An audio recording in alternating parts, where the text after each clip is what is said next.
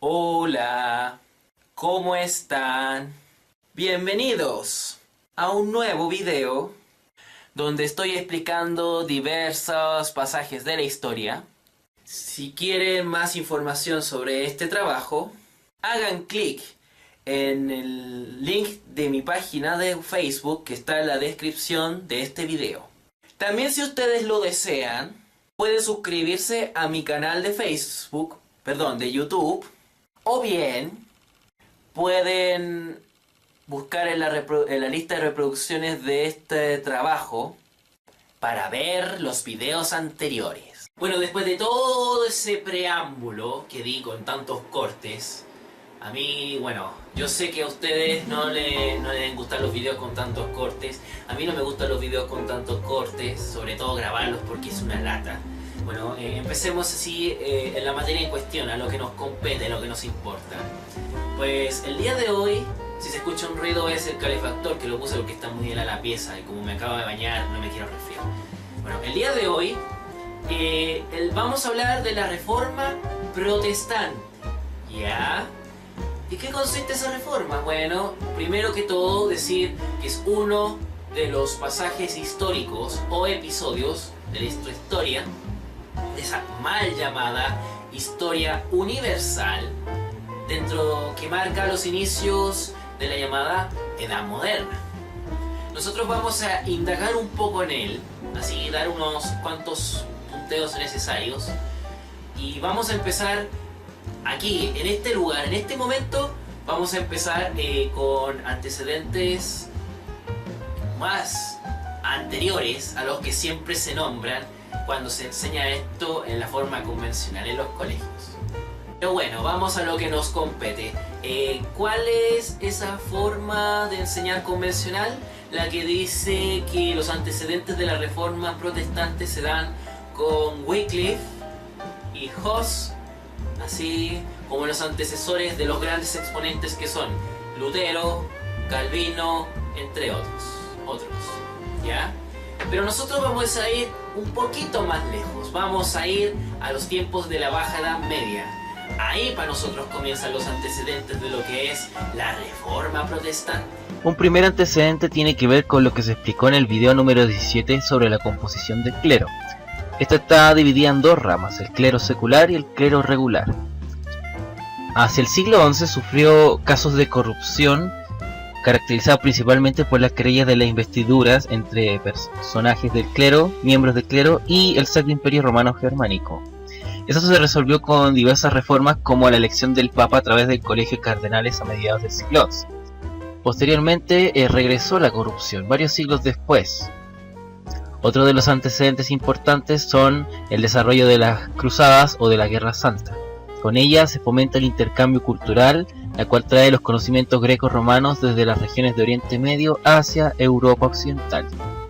Con ello se permite la creación de ciudades, la creación de intelectuales de la vía intelectual y lentamente la proliferación de universidades. En las universidades se crea el ramo de teología, y a través de la teología se inventa el estudio de la religión de manera racional, lo que se conoce con el nombre de escolástica. Otra cosa que yo les podría decir que incluyó en esta crisis tiene que ver todo este cuento de, por decirlo así, de la corrosión del feudalismo y este paso a la monarquía absoluta, que va acompañado de la creación del Estado-Nación, que se dio latentemente en Francia y en Inglaterra. En Alemania no se puede, el Sacro Imperio Romano Germánico, si bien existe, está dividido en distintos principados, sean condados, ducados, reinos, incluso Bohemia era un reino, en fin. España está terminándose la reconquista española, después si bien hubo un reino, todavía le faltaba para llegar a ese absolutismo. Bueno, en esta época se estaba concretando en realidad, estamos hablando del siglo XVI ya. Y la verdad es que, claro, el problema es que con este absolutismo y este Estado-Nación, estos mismos monarcas empezaron a jugar con la iglesia, en el sentido de que cuando les convenía, cuando estaban en pro de sus afanes expansionistas, imperialistas, apoyaban a la iglesia y peleaban junto con ella. Pero cuando no tenían ningún problema, no les tiritaba el pulso siquiera para ir a atacarla, a ellos, al Estado Pontificio, y tomar posesión de lo que encontraran. No había ningún problema. Entonces también se pierde eso que existía en el medioevo, que tenía que ver con el asunto de que Europa estaba toda unificada ante la religión católica. Esto se pierde con esta mirada antropocéntrica que se genera en Europa. Europa. Otro elemento que ayudó en la crisis que después terminó generando la apertura de lo que fue la Reforma Protestante es la creación de la imprenta de Gutenberg, que nosotros lo mencionamos cuando hablamos del humanismo renacentista. ¿Por qué? Bueno, ya independiente ya de lo que mencionamos ahí, que tiene que ver con el costo de los libros, tiene que ver con la mayor creación en volumen, mayor volumen de libros, y también con el menor tiempo que se necesita para producir cada uno. Más aparte de eso, tiene que ver porque se empezó a masificar este libro, para que lo vean ahí. Este libraco fue el primero que se produjo así bajo la imprenta creada por Gutenberg. ¿Ah? Antes de eso, la imprenta era manuscrita y solamente se encontraba en latín. O en griego si tú te encontrabas en lo que en ese entonces era Bizancio. O en árabe si tú ibas a las tierras de los turcos otomanos. La cosa es que, habían algunos que se tomaron la lata de tomar este libraco, de hacer un manuscrito de él traduciéndolo al idioma de su región. Sea francés, sea inglés, sea checo, sea alemán, etc. Pero con la imprenta esto se pudo facilitar. Sea hacer miles de copias en latín, sea miles de copias en francés, ya, eso fue importante. Pero no solamente eso. ¿Eso en qué facilitó este avance? Pues ya lo vamos a ver. Pero este es nuestro protagonista del día de hoy. Bueno, con esto, chiquillos, yo quiero decirles que la reforma, si nosotros consideramos los factores que les acabo de esbozar así brevemente, y que también sirven para dibujar el contexto histórico en el cual se da la reforma, podemos entender que es una transformación, es un cambio histórico de largo plazo, porque se da a lo largo de los siglos. Que primero, los primeros antecedentes para mí se pueden encontrar con esta crisis que tuvo el siglo XI, que se dieron en el video, creo que 17, si mal no me equivoco. Se dio, y esos fueron los primeros. Después la Guerra Santa ayudó, junto con el intercambio cultural y comercial, en fin, hasta llegar, pasando por el Renacimiento, en fin. Todo eso ayudó a que existiera la Reforma Protestante. Ahora bueno, nosotros podemos discrepar, podemos decir, bueno,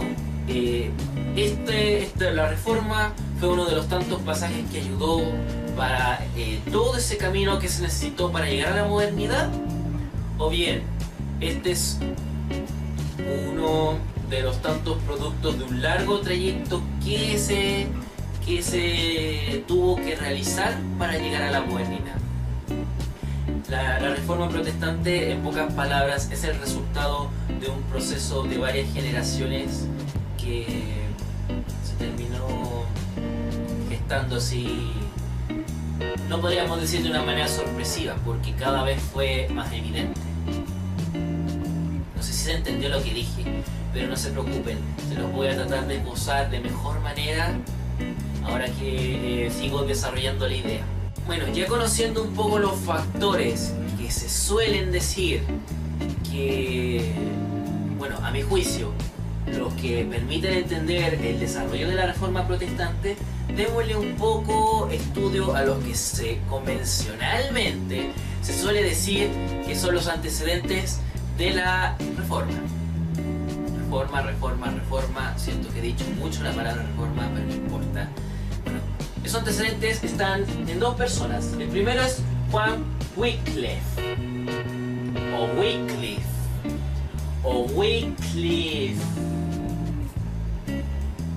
¿saben qué?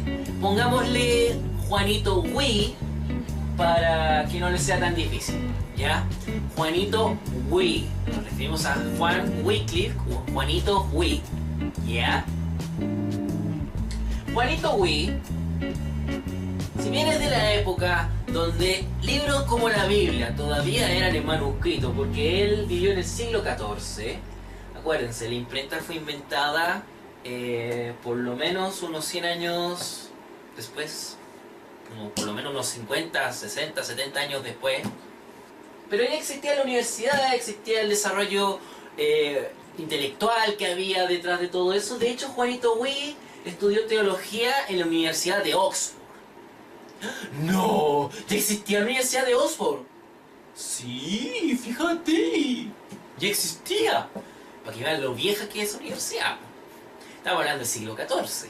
Bueno, Juanito Wii, en sus estudios de teología en la Universidad de Oxford, desarrolló planteamientos que después vamos a escuchar, por ejemplo, en Calvino. O sea que Calvino no fue un visionario, alguien que creó todo esto.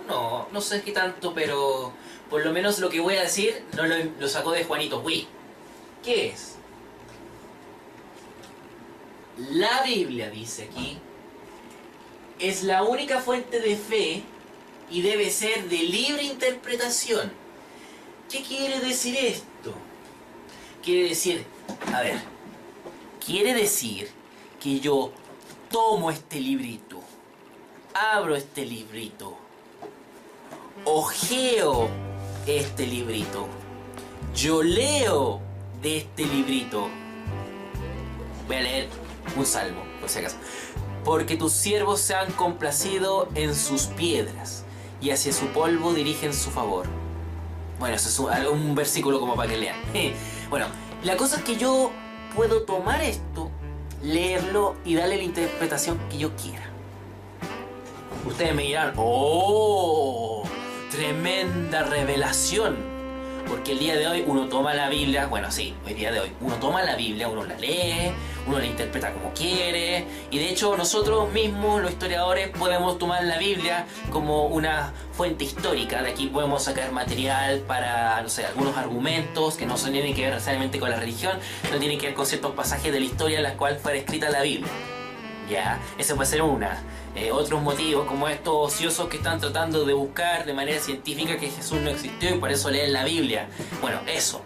Pero ustedes dirán, bueno, eso no tiene nada de especial, nada de genial, nada de revelador. Pues sí, lo tuvo en su momento, fíjense. Porque cuando los libros todavía eran manuscritos,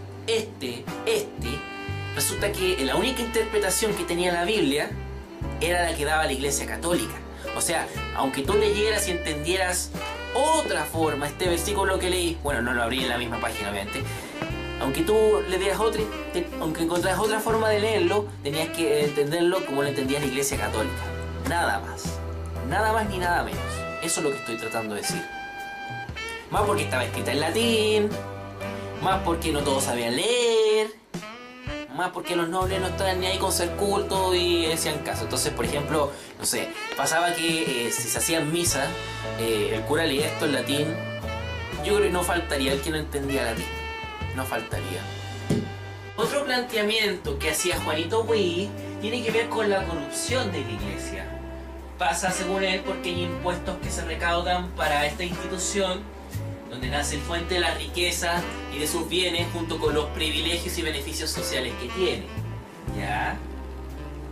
Por ende, planteaba Juanito Wii que es necesario despojar de todos estos privilegios al clero. ¿Para qué? Para que se acabe la pobreza. Suena como algo de sentido común.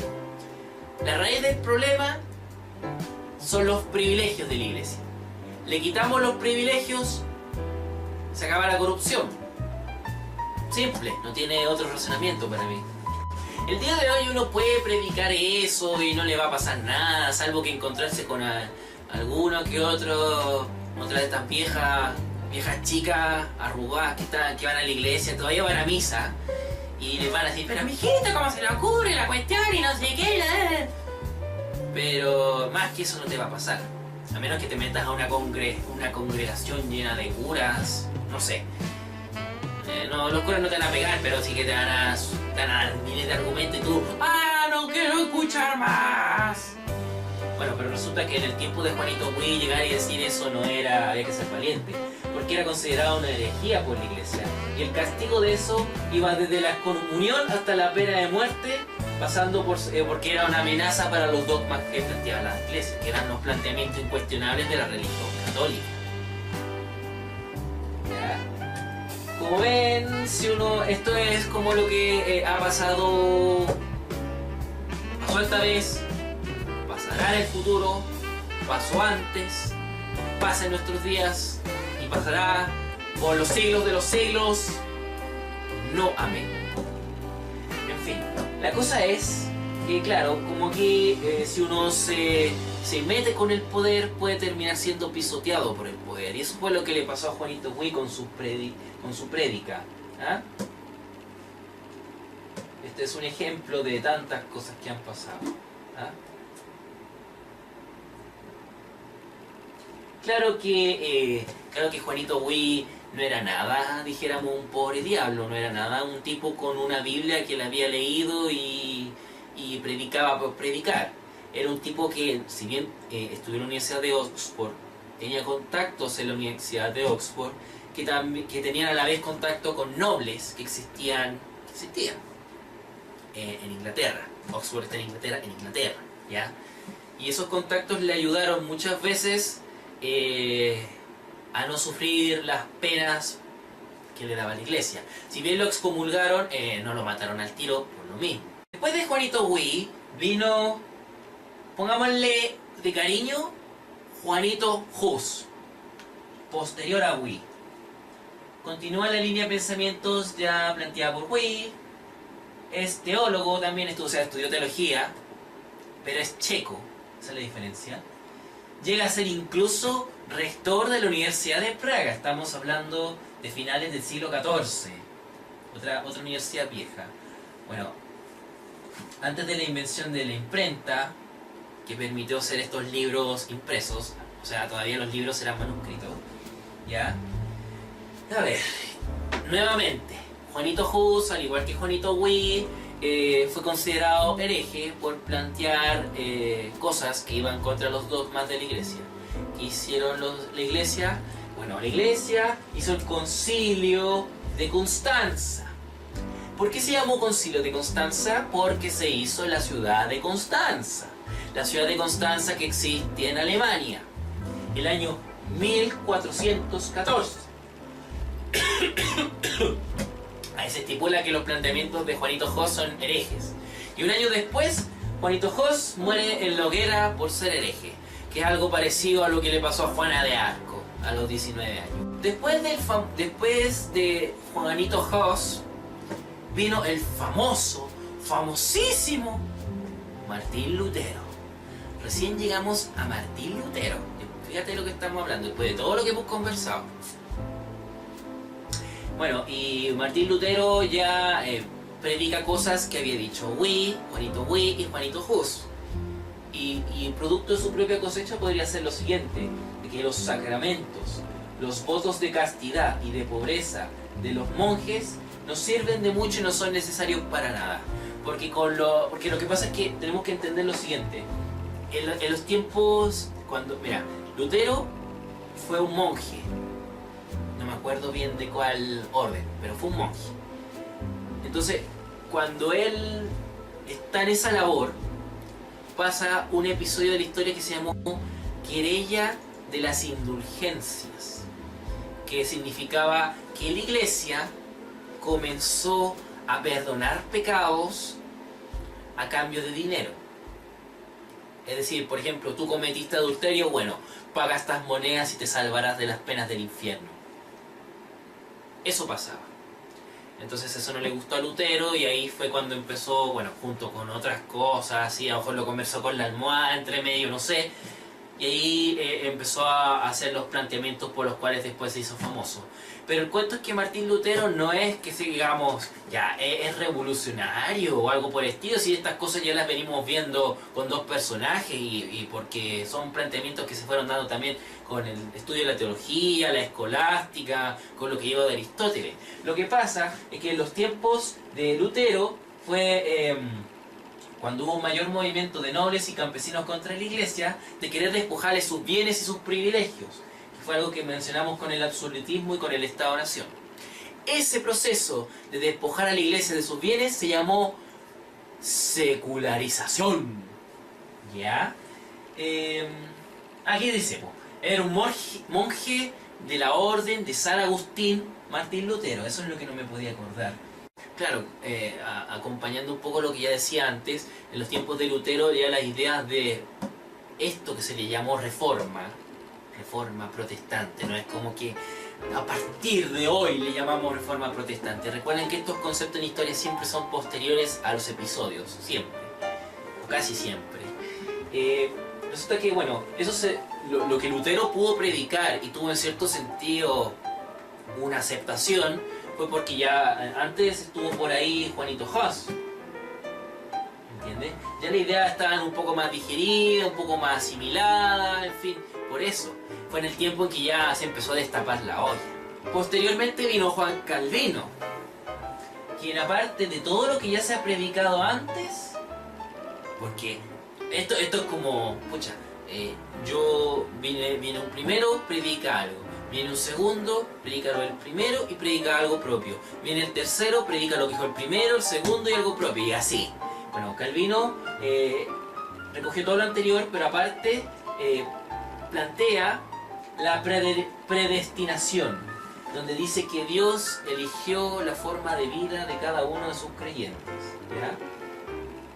Bueno, y en el caso de Francia, estas ideas de reforma también tienen que haber llegado a través de Inglaterra, o a través de la misma Alemania. O sea, la influencia de Juanito Huy, de Juanito Hus, y que ya teníamos a Lutero ahí dando vueltas. Yo voy a decir una cosa a modo de reflexión, la voy a decir lentamente, pero quiero que la escuchen porque es algo que encuentro que es importante. ¿Ya? Piensen un poco en lo que les voy a decir ahora. Toda idea comienza siendo algo dicho, al parecer por la sociedad del momento, por un loco irracional. Luego esa idea es aprendida por sucesores de ese loco y la van desarrollando aún más. Después, esas ideas comienzan lentamente a permear toda la sociedad hasta generar la necesidad de un cambio drástico en la misma sociedad. Ese es un proceso que toma algunas generaciones en materializarse, siendo posibles de ver en la historia en un periodo de tiempo de larga duración. Entre Juanito Huy y Calvino transcurren alrededor de 200 años entre el primero y el último. Quiero decir que todas estas prédicas de distintas personas que en su momento se atrevieron a plantear cosas como que libros como este tenían que ser de libre interpretación, que después que los sacramentos no servían de nada porque se vendían, que estábamos predestinados, que en fin, un montón de planteamientos más lentamente empezaron a permear. El primero que lo dijo fue considerado un loco, un hereje, y lo mataron. El segundo también, pero ya de a poco se fue masticando, asimilando. Y si se fijan, esto que yo les dije recién en este párrafo puede ser aplicado a un montón de cosas que incluso pasan en la actualidad. ¿Cuántos países el día de hoy se habla, como tema aparte, de la despenalización del aborto o de la legalización del autocultivo de marihuana? El día de hoy parece una locura, parece algo imposible, parece algo que parece que nunca va a ser correcto, nunca va a ser aprobado, que nos vamos a demorar 10, 20 años más. Pues déjenme decirles que a lo mejor en una generación más, todas estas cosas que el día de hoy estamos discutiendo, no sé, van a terminar siendo una realidad. ¿Por qué no? Hace 50 años en muchos países se hablaba incluso del racismo, se hablaba de la ley de divorcio, y bueno, fueron aprobadas, Hace 15 años atrás era imposible pensarse en plantear una ley de matrimonio igualitario donde los homosexuales también podían casarse, y hay países donde ya está aprobada. Claro, quedan muchos, pero a lo mejor en 15 años más esa ley sí vuelve a ser aprobada. Entonces sí le digo, las cosas van avanzando, las ideas con el tiempo van permeando en la sociedad hasta que se convierten en una necesidad y después en parte de la realidad. Y la historia nos da ejemplos, muchísimos ejemplos, de que es así y que será así.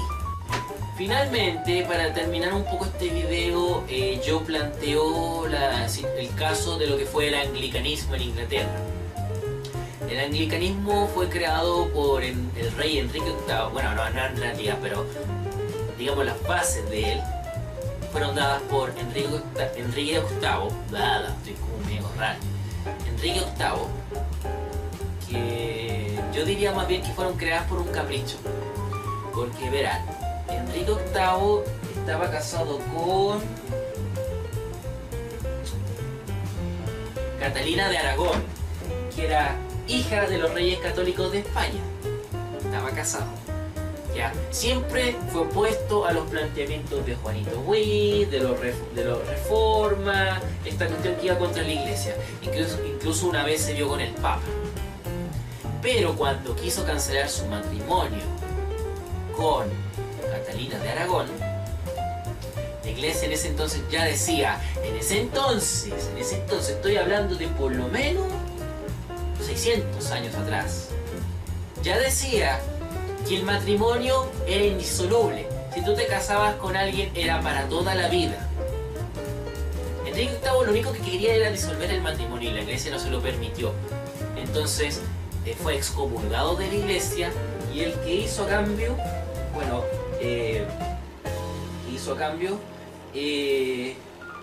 se arregló de alguna manera underground, fuera de la iglesia, para anular su matrimonio. De hecho quiso nombrar a los propios líderes religiosos, o los líderes de la religión católica que había en Inglaterra.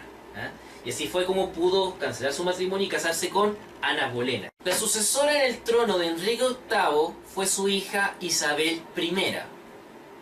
Sí, desde entonces que esta vieja es reina. Bueno, pero la cosa es que Isabel I es la que termina articulando el anglicanismo, que no es nada más ni nada menos que una cosa ambigua, porque conserva la estructura administrativa que tenía el clero secular, pero con los planteamientos reformistas que en ese entonces iban por Calvino. Y bueno, eso es todo lo que tengo que decir en el video del día de hoy. Si alguien quiere dejar algún comentario de cualquier cosa, déjenlo aquí abajo en los comentarios de este video. Yo los leo todos, aunque no los responda, pero los leo. Quédense por lo menos tranquilos con eso. Recuerden que está la página de Facebook, que está en la descripción del video. Recuerden también que está la lista de reproducciones si se han perdido algún video, si quieren repasar. Bueno, eso. Espero que les haya gustado esto. Cuídense, que estén bien. Nos vemos. Adiós.